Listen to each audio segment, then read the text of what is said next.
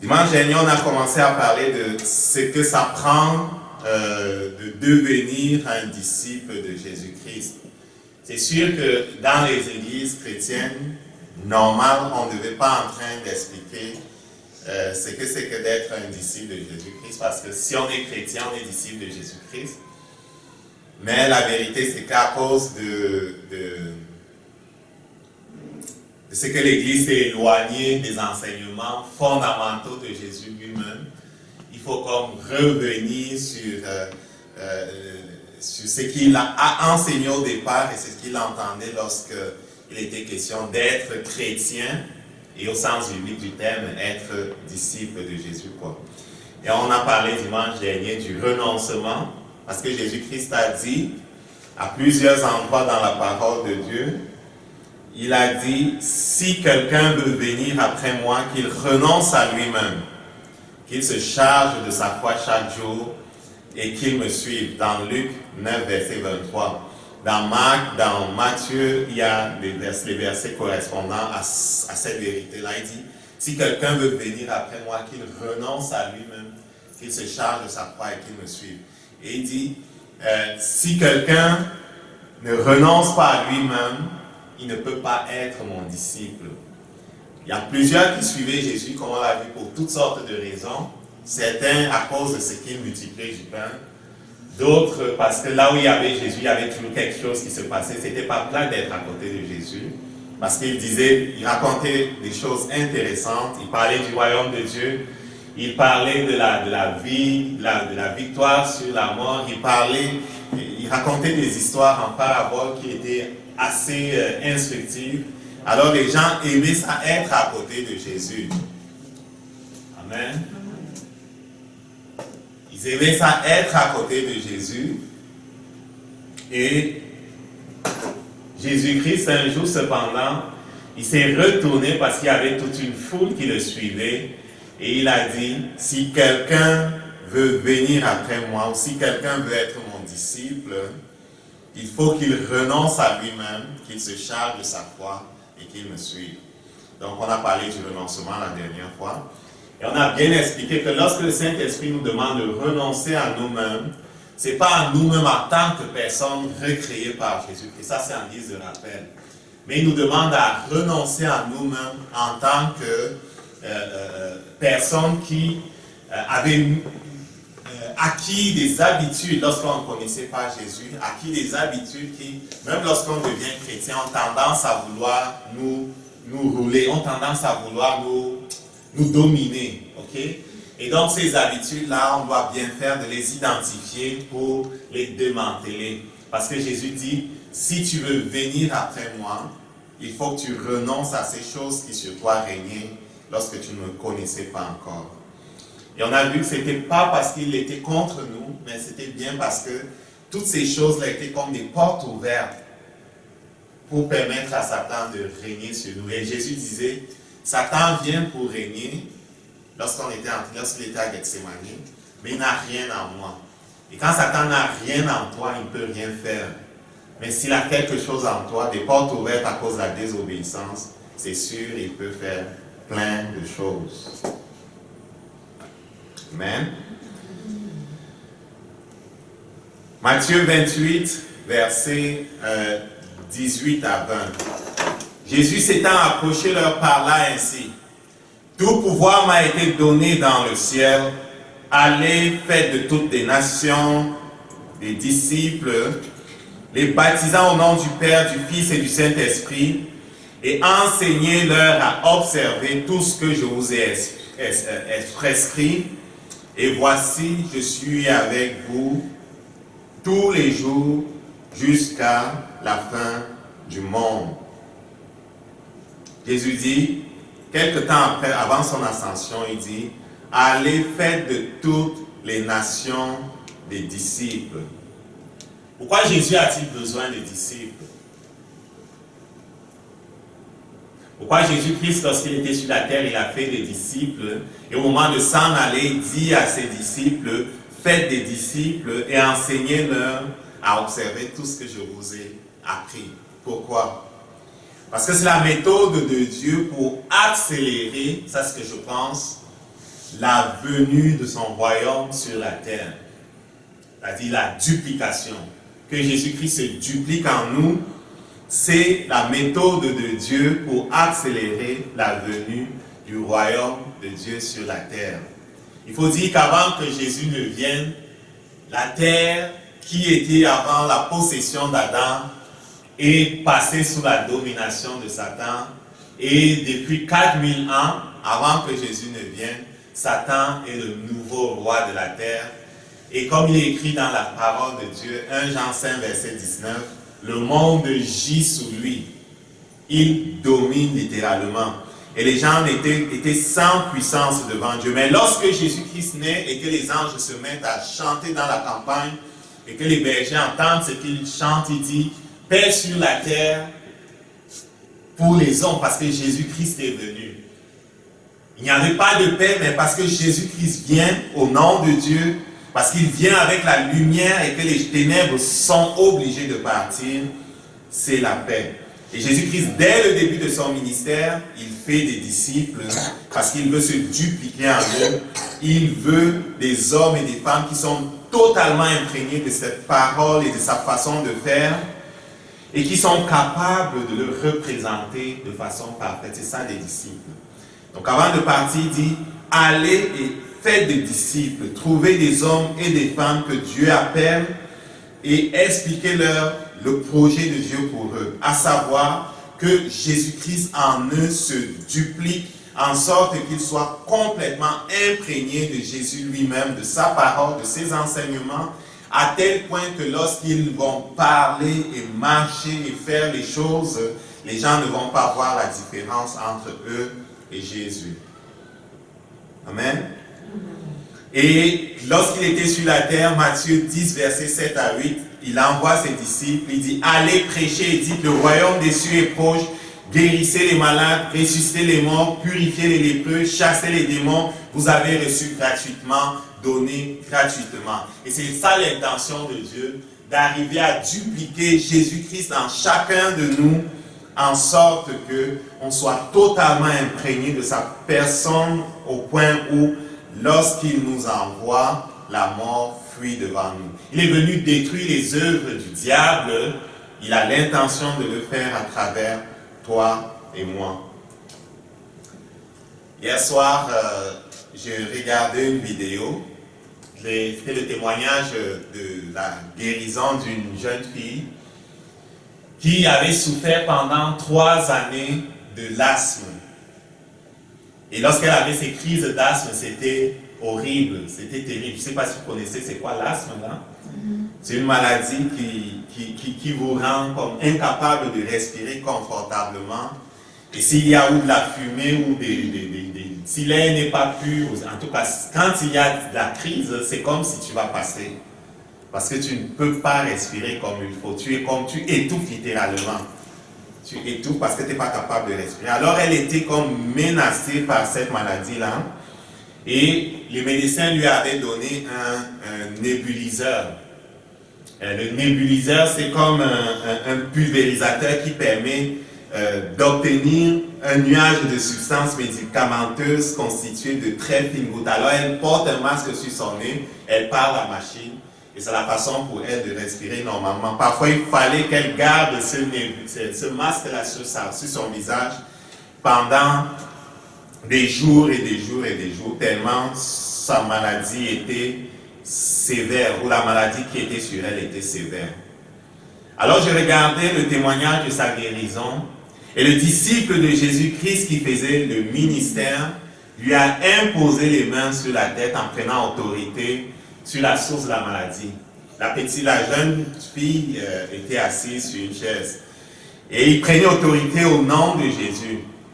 Alors qu'il semblait ne rien se passer, le disciple de Jésus en question a pris la fille par la main et l'a mise debout. Il a continué à invoquer le nom de Jésus sur elle avec autorité. Et au bout d'environ 10 secondes, l'esprit d'infirmité qui était à la base de cette maladie-là a commencé à se manifester. Et il y avait des cris. Et elle est tombée par terre et l'esprit est parti. Elle s'est relevée totalement guéri. Délivré d'une maladie que les médecins peut-être avaient dit tu vas vivre avec pour toujours. Amen. Mais à la base de cette maladie, il y avait un esprit. En tout cas, Jésus-Christ a apporté la délivrance à travers un de ses disciples. C'était extraordinaire. La mère à côté criait et chantait le nom de Jésus. C'était extraordinaire. Et c'est à cela que Jésus-Christ nous appelle lorsqu'il nous invite à devenir disciples de Jésus-Christ. Il nous appelle comme celui-là que j'ai vu hier dans la vidéo, à apporter le règne de Jésus là où il y a la mort. Et cette fille ne sera plus obligée de porter le nébuliseur avec elle partout où elle va. Elle sera plus obligée d'avoir sur son visage le masque pour être capable de respirer. Elle va pouvoir continuer son éducation parce que son éducation était comme perturbée à cause de la maladie. Est-ce qu'on comprend ça? Voilà une autre histoire qui se passe en Amérique latine. Un jeune homme que j'appellerai Carlos, c'est une histoire vraie en passant. Tout ce que je dis là, ce sont des histoires vraies, mais j'ai prêté un autre nom à la personne parce que je ne me souviens pas du nom. Alors, il venait de se convertir à Jésus-Christ et il avait demandé et reçu les baptêmes d'eau et celui du baptême dans le Saint-Esprit, le baptême de Saint-Esprit. Et un soir, alors qu'il rendait visite à l'un de ses amis qui n'était pas chrétien, il le trouve pendu au plafond de sa maison. Je ne sais pas à quoi, mais il était mort. Il descend le corps inerte de son ami en pleurant de là où le monsieur s'était pendu et il le couche par terre. Et le jeune Carlos était accroupi sur le corps inerte de cet homme qui ne connaissait pas Dieu et qui était comme parti. Et il priait la seule prière qu'il avait apprise, la prière par l'esprit. Je ne sais pas combien d'heures il a prié, mais au bout d'un certain nombre d'heures, son ami qui n'était pas chrétien a été ramené de la mort à la vie par le Saint-Esprit. Il s'est assis, et alors qu'il s'est assis, il a levé les mains et a commencé lui aussi à prier par l'Esprit. Le Saint-Esprit avait pu, à travers ce jeune converti-là, qui n'avait appris que la prière par l'Esprit, le Saint-Esprit avait pu ramener à la vie quelqu'un qui n'était même pas chrétien. Le Saint-Esprit avait pu, par l'intermédiaire de ce disciple-là, ce jeune disciple-là, ramener à la vie quelqu'un dont l'esprit était déjà dans la Bible. C'est le lieu où les non-chrétiens s'en vont lorsqu'ils meurent. Ici aussi, le jeune disciple de Jésus-Christ a vu la gloire de Dieu. Amen. Et la lumière a eu raison de la mort. C'est à ça que Jésus-Christ nous appelle lorsqu'il nous invite à devenir disciples. Amen. Il nous appelle à être des instruments au travers desquels le Saint-Esprit peut agir pour apporter la vie là où il y a la mort. Après le départ de Jésus-Christ et le démarrage de l'Église, on lit dans le livre des Actes que ceux qui avaient choisi de le suivre étaient tellement imprégnés des enseignements et de la façon de faire de Jésus-Christ, c'est dans Acte 11, que ceux qui les regardaient, parce qu'ils voulaient se moquer d'eux, ont commencé à les appeler Christianos, ou quelque chose comme ça en grec. Et cela voulait dire des personnes qui étaient comme embaumées, ou ointes, ou simplement semblables à Jésus-Christ. Des personnes, on voulait les ridiculiser, qui s'étaient laissées embaumer par l'enseignement de Jésus-Christ, qui était ridiculisé à Jérusalem, rejeté à Jérusalem, et qui se comportaient exactement comme Jésus-Christ, qui avait été rejeté par les prêtres et les sacrificateurs. Et je souligne qu'on les appelait en se moquant d'eux des personnes embaumées de l'enseignement de Jésus-Christ, des chrétiens, parce qu'en les regardant, ils faisaient penser à Jésus-Christ. Ils étaient tellement imprégnés de sa personne. Et à Antioche, je veux vous dire que cela se passait exactement comme les deux témoignages que j'ai dit. Plusieurs venaient à Jésus-Christ et il y avait des choses extraordinaires qui se passaient. C'est à ça que Jésus-Christ nous appelle lorsqu'il nous invite à devenir ses disciples. Et comme je disais dimanche dernier, être disciple de Jésus-Christ, c'est pas être un fan de Jésus-Christ.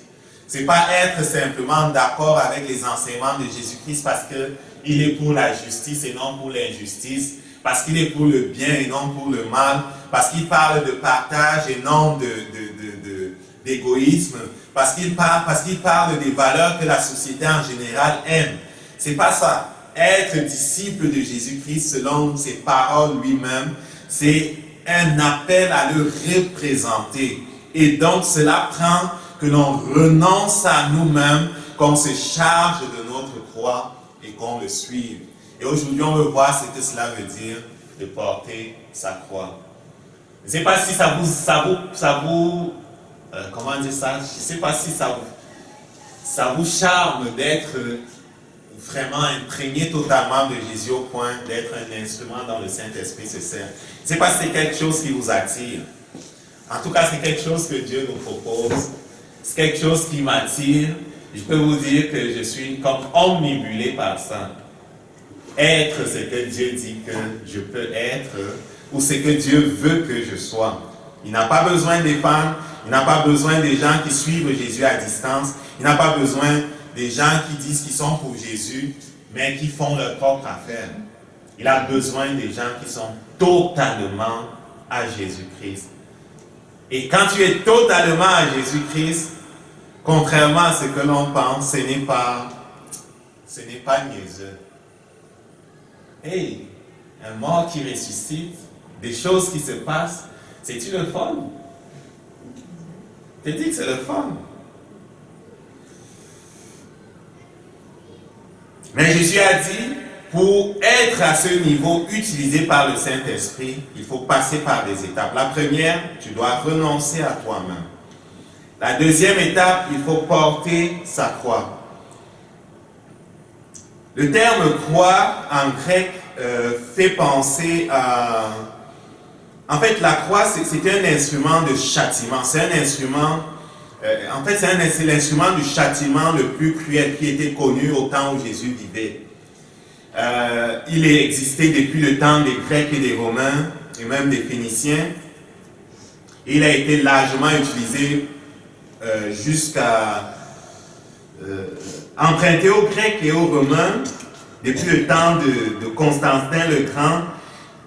La croix était l'instrument sur lequel on crucifiait les pires criminels. Et les esclaves, les voleurs et tous les fauteurs de troubles, les rebelles, ils étaient mis sur cette croix-là. Et c'était un châtiment horrible. C'est une malédiction d'être crucifié à la croix. Cela prenait parfois des jours pour que la personne qui était crucifiée à la croix meure. Et c'était une mort atroce, parce que le fait que tes bras étaient tendus faisait la pression sur ta poitrine et tes poumons étaient comme pressés et tu n'avais pas la capacité de respirer convenablement. Donc c'était une mort atroce. Et parfois, après plusieurs jours, on venait briser les jambes pour accélérer l'agonie et la mort des personnes. Donc c'était un instrument de supplice extrême. Lorsque Jésus nous demande de porter notre croix, de quoi veut-il parler? S'agit-il d'attacher à nos cous les croix les plus belles qui se vendent? S'agit-il comme lui, d'aller nous faire mettre au bois comme le font certaines personnes dans certains pays pendant le temps de Pâques? Ils portent des croix, ils se flagellent et ils vont certaines personnes jusqu'à se faire mettre les clous dans les mains et dans les pieds pour vivre dans leur corps la souffrance que Jésus a vécue. Est-ce que c'est de ça qu'il s'agit? De quoi s'agit-il exactement? La réponse, on peut la trouver en lisant l'évangile de Matthieu au chapitre 10, à partir du verset 16. À partir du verset 16 jusqu'à la fin de l'évangile du chapitre 10 en question dans Matthieu, on trouve l'explication ou le sens de ce que Jésus veut dire lorsqu'il dit « il faut que l'on porte notre croix ». Il dit « voici, je vous envoie comme des brebis au milieu des loups. Soyez donc prudents comme des serpents et simples comme des colombes.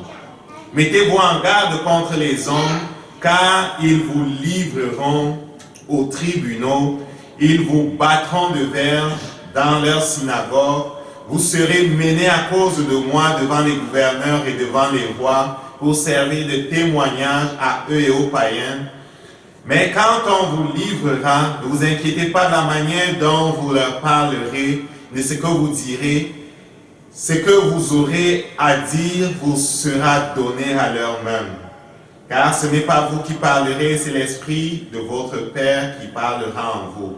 Le frère livrera son frère à la mort, le père son enfant. Les enfants se soulèveront contre leurs parents et les feront mourir. Vous serez haïs de tous à cause de mon nom, mais celui qui persévérera jusqu'à la fin sera sauvé. Quand on vous persécutera dans les villes, fuyez dans une autre. Plus loin au verset 24, là je saute, il dit, le disciple n'est pas plus que le maître, le serviteur plus que son Seigneur. Au verset 25, il dit, il suffit au disciple d'être traité comme son maître et au serviteur comme son Seigneur. S'ils ont appelé le maître de la maison Belzébul, ils appelaient Jésus Belzébul, à combien plus forte raison appelleront-ils ainsi les gens de sa maison? Ne les craignez donc point, car il n'y a rien de caché qui ne doive être découvert, ni de secret qui ne doivent être connus, ainsi de suite, ainsi de suite, ainsi de suite. Quand on lit, on se rend compte que lorsqu'il parle de porter sa croix, il est question des souffrances ou de l'adversité qui viendra sur nous, que Satan fera peser sur nous à cause de notre engagement pour Jésus-Christ. Il y aura de l'opposition. Rappelez-vous, Jésus-Christ, lorsqu'il a commencé de faire le ministère, les gens de sa famille sont venus pour le ramener chez eux parce que selon eux, ils pensaient que Jésus-Christ était devenu fou. Alors que Jésus-Christ était en train d'enseigner dans une maison, les gens de sa maison sont venus, les gens de son village sont venus, ses frères, ses sœurs certainement, pour le reprendre parce qu'ils pensaient qu'il était devenu fou. Il n'y a pas que eux qui pensaient que Jésus-Christ était devenu fou. Dans tout Nazareth, on a méprisé Jésus le jour où il s'est présenté comme loin de Dieu. Et à Nazareth, il a été dit que Jésus n'a pas été capable de faire beaucoup de miracles à cause de ce qu'il était méprisé par eux. Les sacrificateurs, les prêtres, ceux qui étaient à Jérusalem, ont appelé Jésus-Christ un prince de démons. Ils disaient que tout ce qu'il fait, il le fait par la puissance du diable. Et on l'a rejeté. On l'a rejeté. Il y avait de l'opposition partout où il partait. Et Jésus-Christ dit, il suffit aux disciples d'être traités comme son maître, aux serviteurs comme son Seigneur. S'ils m'ont appelé Belzéboul, à combien plus forte raison appelleront-ils le gens de ma maison du nom de Belzéboul? Il dit, au verset 38, c'est lui qui ne prend pas sa croix et ne me suit pas n'est pas digne de moi. Donc, lorsqu'il dit, si quelqu'un veut être mon disciple, il faut qu'il renonce à lui-même. On l'a compris dimanche dernier, il était question de renoncer à toutes les habitudes qui se sont mises en nous alors qu'on ne connaissait pas Jésus-Christ, de renoncer à nos propres projets pour adopter le projet de Dieu et de fermer la porte au diable pour se donner tout entier à Jésus-Christ. La deuxième étape, c'est qu'on soit prêt à souffrir l'adversité du monde. Pourquoi? Parce qu'à partir du moment où tu choisis de suivre Jésus, tu fonctionnes à contre-courant du monde. Il dit, je vous envoie comme des brebis au milieu des loups. À partir du moment où tu choisis de suivre Jésus, tu choisis de ne plus te battre contre la chair et le sang. Tu choisis de ne plus te battre du point de vue humain. Tu choisis de ne plus te battre avec les moyens humains. Et de ce point de vue-là, tu es comme une brebis. Tu es comme quelqu'un qui est sans défense. Mais laisse-moi te dire que tu n'es pas sans défense. Du point de vue des hommes, tu es comme une carpette. Mais laisse-moi te dire que du point de vue de Dieu, tu n'es pas une carpette. Parce qu'en communiant parfaitement avec le Saint-Esprit, tu permets au royaume de Dieu de venir sur la terre. Il dit, je vous envoie comme des brebis au milieu des loups. Et il dit au verset 17, mettez-vous en garde contre les hommes, car ils vous livreront aux tribunaux, ils vous battront de verge dans leur synagogue. Il dit au verset 21 de Matthieu 10, le frère livrera son frère à la mort. Il y aura de l'opposition dans ta famille. Pourquoi? Parce que c'est deux esprits différents. C'est normal que dans le passé, il n'y avait jamais d'opposition. Parce qu'on était animés du même esprit que ceux de notre maison. On était animés du même esprit que les gens du monde. Si tu cours dans le même sens que le diable, il ne va jamais te déranger. Mais à partir du moment où tu vas dans le sens contraire à lui, il y aura des frictions. Porter notre croix, c'est accepter les frictions et ne pas reculer. Pourquoi? Parce que Jésus-Christ dit qu'il y aura de la persécution, mais c'est lui qui persévérera jusqu'à la fin. C'est lui qui se tiendra debout envers et contre tous. C'est lui qui se tiendra debout contre l'esprit qui passe à travers frères, sœurs, parents, amis, pour te créer du trouble alors que Dieu te demande d'aller dans une certaine direction et que Satan passe par toutes ces personnes pour te mettre de la pression. Si tu te tiens ferme sur la position que Dieu t'a révélée, il dit que tu seras sauvé. Pas sauvé dans ton esprit, bien sûr. Tu seras sauvé dans le sens que tu auras la victoire. Ceux qui s'opposaient à toi viendront finalement à toi. Amen. Donc la clé, c'est de savoir que je ne dois pas baisser les bras. Je ne dois pas reculer.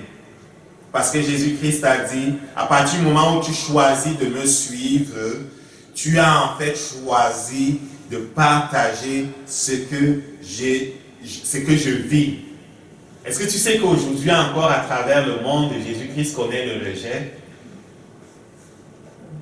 Si en tant que chrétien, tu crois que le monde va t'embrasser partout, tu vas passer parce que tes positions sont celles de Jésus-Christ. Et si tu es chrétien, un vrai chrétien qui n'est pas hypocrite là, et qui est vraiment comme Jésus l'était, radical, sans être haineux, radical, mais dans l'amour. Que dit radical, c'est que c'est ce que Dieu a dit que tu dis. Un point, un trait, tu ne mets pas de l'eau dans ton vin, tu ne cherches pas à plaire aux hommes, tu ne cherches pas à plaire aux hommes, ce qui t'importe, c'est ce que Dieu dit. Tu avances avec la sagesse de Dieu, mais tu n'es pas là pour plaire aux hommes. Et donc, il y aura de l'opposition. C'est sûr qu'il y aura de l'opposition. Amen. Et Jésus-Christ dit donc, si tu n'es pas prêt à accepter d'être rejeté, par exemple, par les gens de ta maison, rejeté par tes amis, à cause des positions que le Saint-Esprit te demande de prendre, pour fermer la porte au diable, pour donner la possibilité à ces gens-là de venir à Dieu, pour donner la possibilité au Saint-Esprit de te glorifier ou de glorifier Dieu en toi. Si tu n'es pas prêt de te tenir debout de la sorte, il dit, tu n'es pas digne de lui. Amen.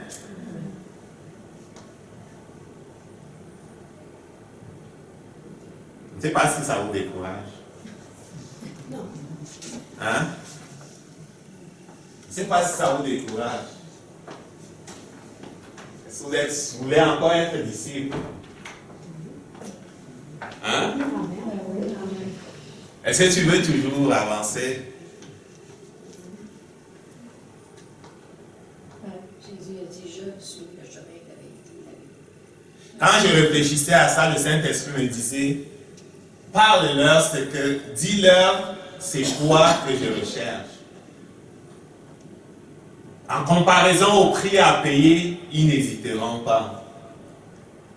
Si tes yeux spirituels peuvent s'ouvrir et que tu vois ce que Dieu a en réserve pour nous, tu seras prêt comme ceux-là à mourir. Les Romains les ont jetés dans des colisées, dans des arènes. On a ouvert des cages et des lions affamés sortaient pour venir les dépouiller. Et je te dis que ces gens-là refusaient de renier le nom de Jésus. Ils ont été attachés à des chevaux. Et on faisait courir les chevaux, on les traînait comme ça là. Parfois les chevaux devaient courir dans des sens différents pour les déchiqueter. Et ils n'ont pas renié le nom de Jésus. On mettait des enfants parfois sur des broches d'épée. Et ils n'ont pas renié le nom de Jésus. C'était aussi cruel que ça. Aujourd'hui, parce que quelqu'un te menace d'abandonner ton amitié, tu vas mettre de l'eau dans ton vin. Ok?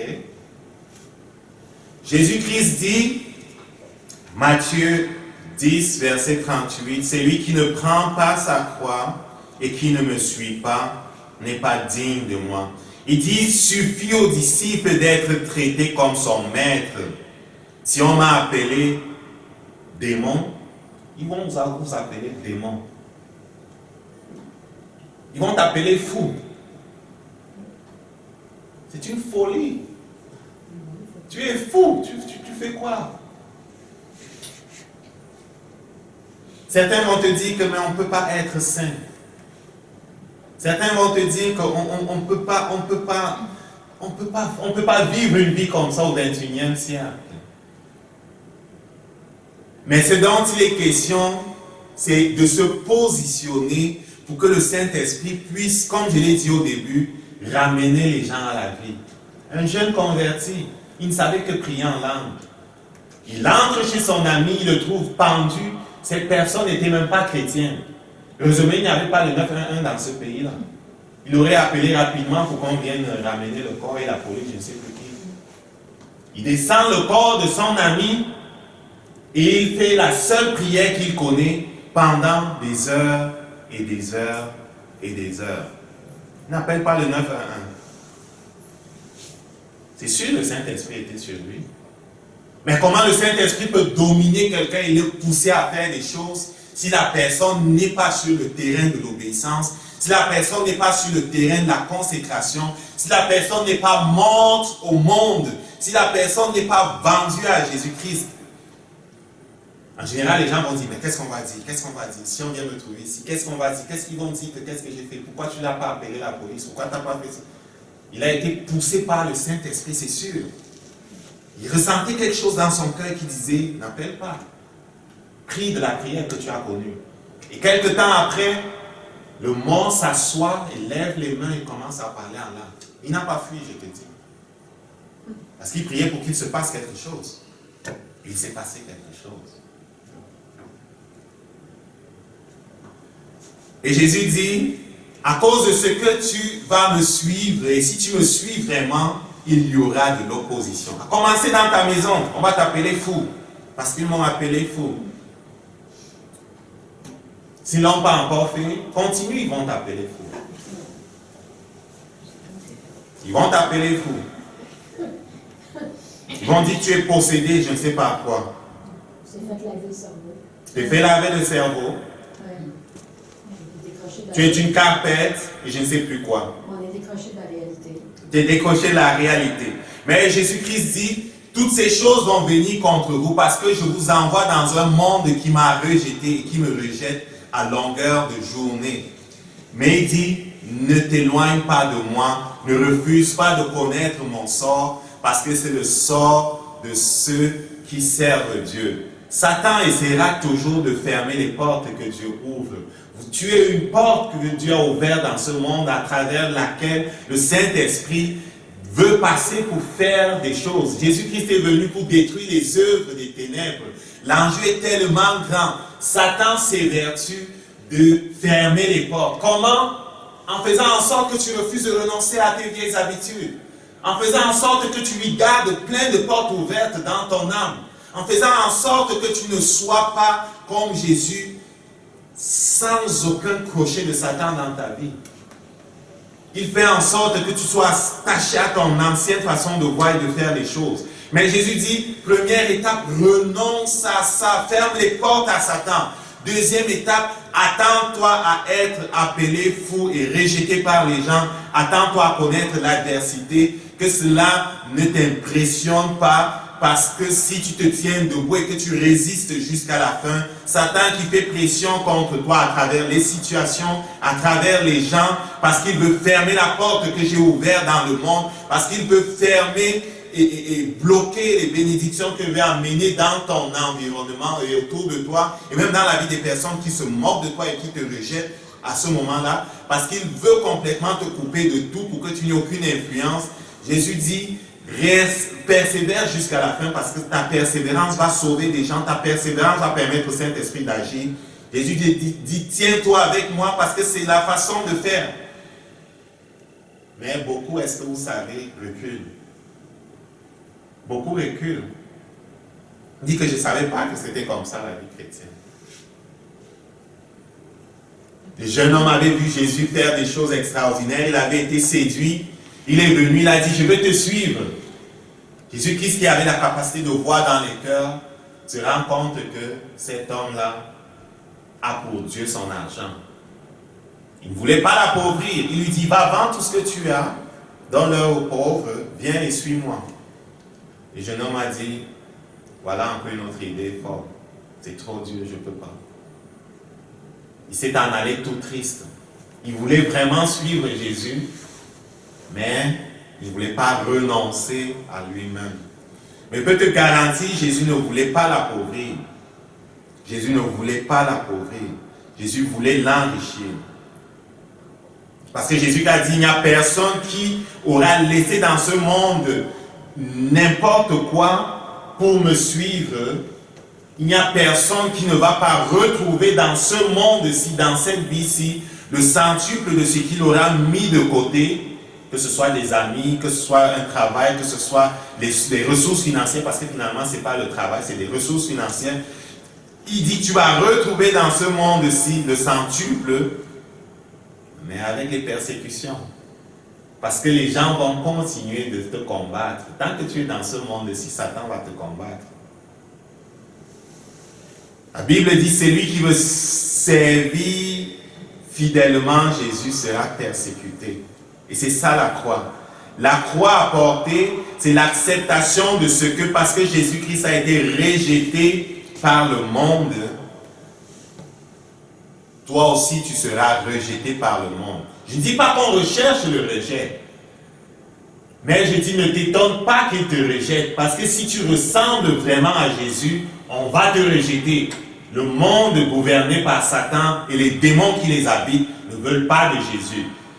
Et parfois tu as cru que c'était la personne qui parlait, mais c'était le démon qui en lui parlait. C'est pour ça qu'on n'a pas lutté contre la chair et le sang. Mais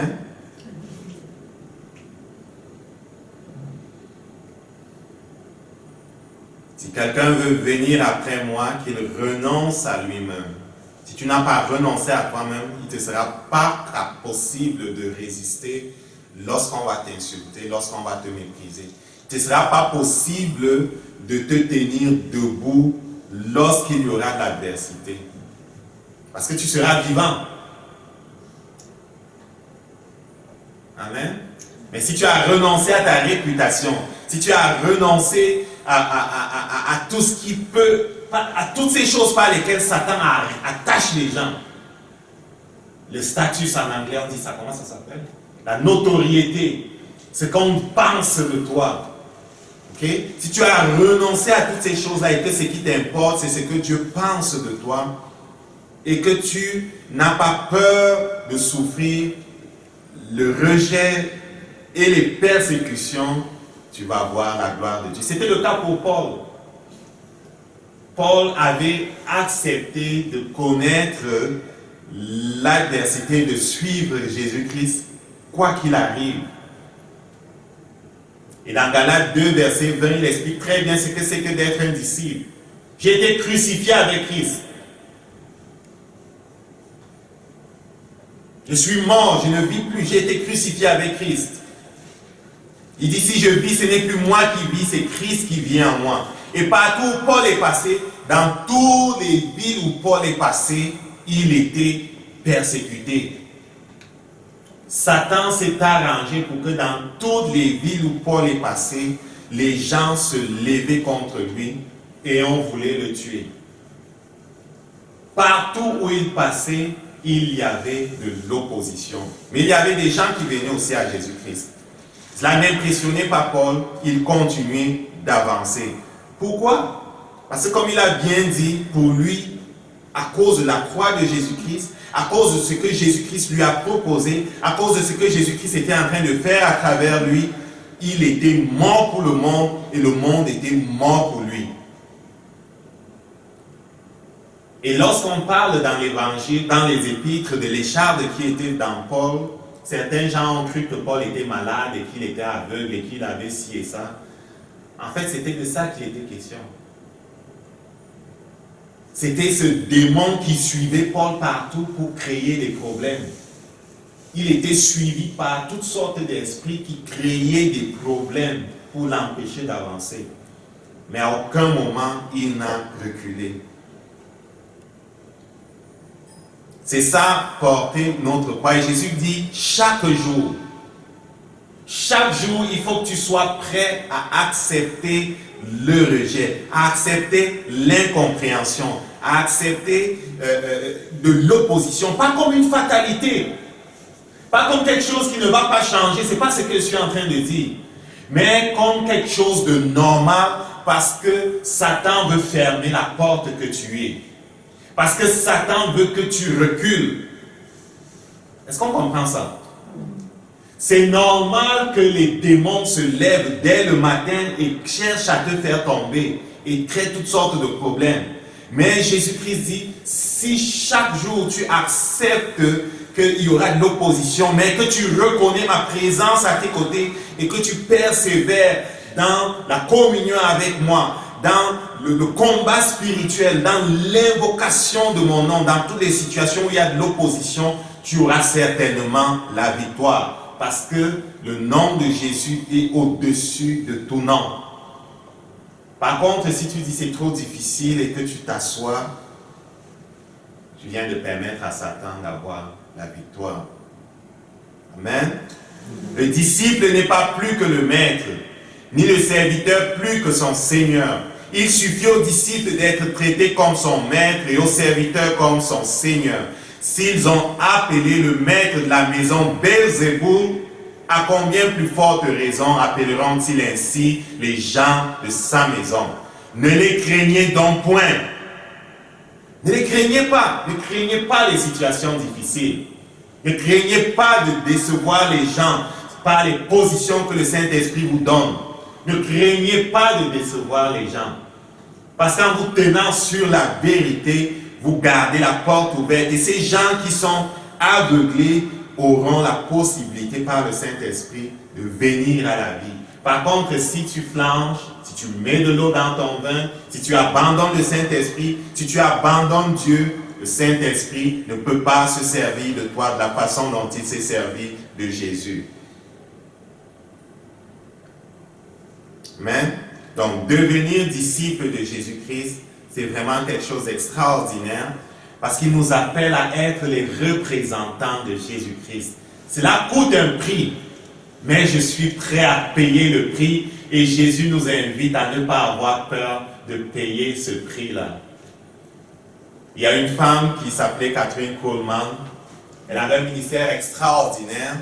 Il y avait une onction puissante sur sa vie. Chaque fois qu'elle faisait des réunions, il y avait des gens qui venaient à l'avant pour rendre témoignage de ce que Dieu avait fait dans leur vie. Et elle ne priait même pas pour les gens. On louait simplement, on louait. Elle montait sur la plateforme et elle continuait de louer avec les gens et de rendre ministère à Dieu, d'adorer Dieu. Et le Saint-Esprit faisait les choses. Et les gens venaient pour témoigner. Et je l'ai entendu un jour dire que les gens, quand ils me voient sur la plateforme, ils regardent, ils disent, ouais, c'est beau, c'est ci, c'est ça, c'est extraordinaire, ce que Dieu fait, l'onction qu'il y a sur ta vie, ainsi. Mais elle disait, cela m'a coûté tout. Cela m'a coûté tout. D'être ainsi disponible et permettre au Saint-Esprit d'agir à travers moi, cela m'a coûté tout. C'est pour ça que Jésus-Christ dit, tu ne peux pas être son disciple, tu ne peux pas être un instrument utile si tu ne te laisses pas totalement posséder par lui.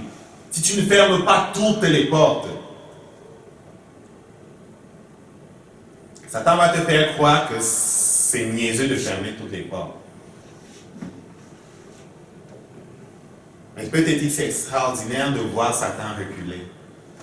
C'est extraordinaire de voir quelqu'un à qui le médecin avait dit tu vas vivre avec ça toute ta vie. C'est extraordinaire de voir la personne délivrée de son joug. C'est extraordinaire. Je donnerai tout ça pour le vivre tous les jours. Elle a dit cela m'a coûté tout. Et l'apôtre Paul a dit que je suis mort pour le monde à cause de la croix de Jésus-Christ. Amen. Et donc, si tu es vraiment sérieux à propos de représenter Jésus-Christ, attends-toi à souffrir avec lui. Mais en comparaison à ce que le Saint-Esprit va faire avec toi, en comparaison à la compagnie du Saint-Esprit, en comparaison au ministère que les anges vont faire avec toi, en comparaison aux gros anges qui vont être stationnés en permanence avec toi pour partir partout où tu partiras. Et que tu auras le privilège de voir à certaines occasions, en comparaison aux visitations du ciel que Dieu va te donner la grâce de voir, c'est... Je sais pas. Il n'y a pas de comparaison, quoi. Amen. Je vous parle de ces choses-là pour vous montrer que n'hésitez pas à payer le prix. Parce que c'est beau de vivre le ciel sur la terre. Moi, je ne veux pas arriver au ciel et me rendre compte que c'était quelque chose de possible. Parce que c'est possible. Il dit, si quelqu'un croit en moi, celui qui croit en moi fera les choses que j'ai faites. Jésus l'a dit. C'est vrai. Amen. C'est vrai. Si tu crois en lui, tu feras les choses qu'il a faites. Je ne veux pas arriver au ciel et entendre le Père me dire, c'était vrai ce que j'ai dit.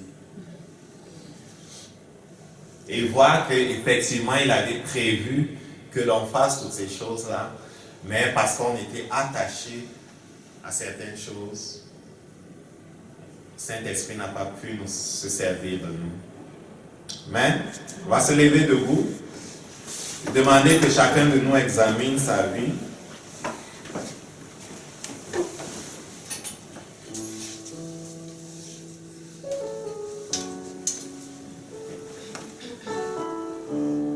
Saint-Esprit, lorsqu'il te dit de renoncer à toi-même, il ne veut pas t'appauvrir ou te rendre triste. Lorsqu'il te demande de renoncer à ces choses dans lesquelles il n'est pas, il veut en fait que tu fermes la porte au diable pour te mettre sur ce terrain où, comme Jésus, tu peux dire, Satan œuvre encore dans ce monde, mais il n'a rien en moi. Il n'a rien dans mon âme. Il n'a rien dans mon corps. Si le Saint-Esprit te montre quelque chose et qu'il t'invite à le déposer à ses pieds, fais-le. Alors que nous chantons, je te donne tout, je prie que tu le fasses comme une prière de consécration. Une prière de consécration. On les a jetés au lion. On a jeté certains dans des marmites bouillantes d'huile. Ils ont refusé de régner leur Seigneur parce qu'ils le voyaient. Et c'est à cette place qu'il nous appelle, à une place où on est totalement consacré et où rien ne nous fait peur parce qu'on a choisi d'être des portes ouvertes dans nos familles et dans le monde pour que sa gloire vienne et que les œuvres du diable partout où on met le pied soient détruites.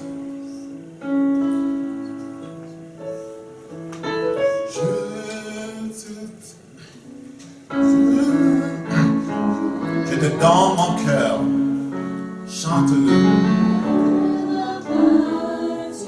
Il ne m'appartient plus, Jésus. Ce que j'ai de meilleur, tout est pour toi, Jésus.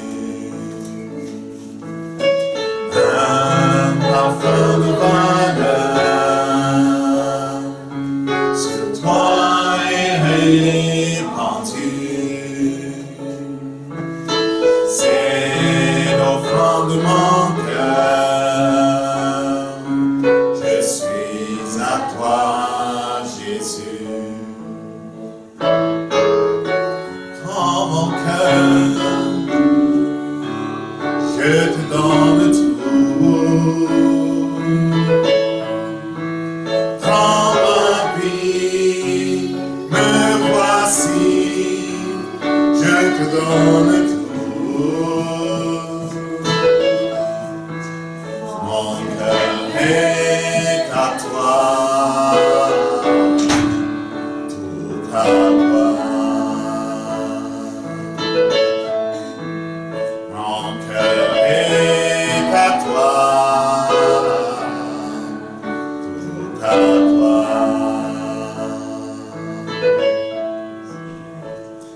Remets-lui ton cœur, ouvre ta bouche, remets-lui ton cœur, remets-lui chaque portion de ta vie. Invite le Saint-Esprit à régner sur toi. Ferme les portes qui sont utilisées par Satan dans ta vie. Au nom de Jésus, au nom de Jésus, des vies dépendent de ton obéissance. Des vies dépendent de ta consécration. Des vies dépendent de ta consécration. Des vies nombreuses dépendent de ta consécration à Dieu, de ton obéissance à Dieu. Les vies dépendent de ta consécration. Ne niaise pas avec ça. Ne joue pas avec ça. N'aie pas peur de fermer les portes au nom de Jésus. Père, nous fermons les portes au nom de Jésus. Les portes utilisées par Satan dans nos vies. Les portes utilisées par Satan dans nos vies. Portes de péché, portes de peur, portes de ressentiment. Toutes portes qu'il utilise dans nos vies, nous les fermons par la puissance du Saint-Esprit. Tout esprit d'opposition, nous lions par la puissance du Saint-Esprit le découragement, la peur, l'inquiétude. Au nom de Jésus-Christ, nous lions au nom de Jésus-Christ. La peur du rejet, nous lions au nom de Jésus-Christ. Seigneur, nous te couronnons, roi de nos vies. Nous te couronnons, Seigneur de nos vies. Nous choisissons chaque jour de marcher avec toi. Nous comprenons que le disciple sera traité comme le maître parce qu'ils t'ont rejeté, ils nous rejetteront. Mais si nous tenons debout, plusieurs viendront après nous avoir rejetés, comme plusieurs sont venus à toi après t'avoir rejeté. Dieu, nous te bénissons parce que tu es vivant et que tu es avec nous chaque jour. Nous te bénissons. Tu es mort pour nous, Seigneur. Nous choisissons de mourir pour toi. Nous choisissons, Seigneur, de mourir au monde, de mourir aux passions de la vie pour embrasser ce que tu nous donnes. La vie, la paix, et nous déclarons que parce que nous marchons avec toi, nous sommes dans l'abondance, nous sommes dans la joie, nous ne manquons de rien, nous ne sommes pas malheureux, nous connaissons la vie, la félicité, nous marchons avec toi chaque jour, parce que tu es notre Seigneur. Et à cause de cela, le Saint-Esprit se sert de nous, les morts ressuscitent, les personnes malades sont guéries, les aveugles voient, les choses se passent parce que tu es avec nous. Les personnes dans nos familles viennent à toi, elles sont sauvées parce que tu es avec nous, parce que tu fais le ministère à travers nous. Nous t'élevons, nous Que ton nom soit sanctifié, Jésus. Tu es vivant pour toujours. Nous portons chaque jour notre croix. Nous choisissons, Seigneur, de vivre ce qu'il faut pour ta gloire. Au nom de Jésus. Amen. Amen.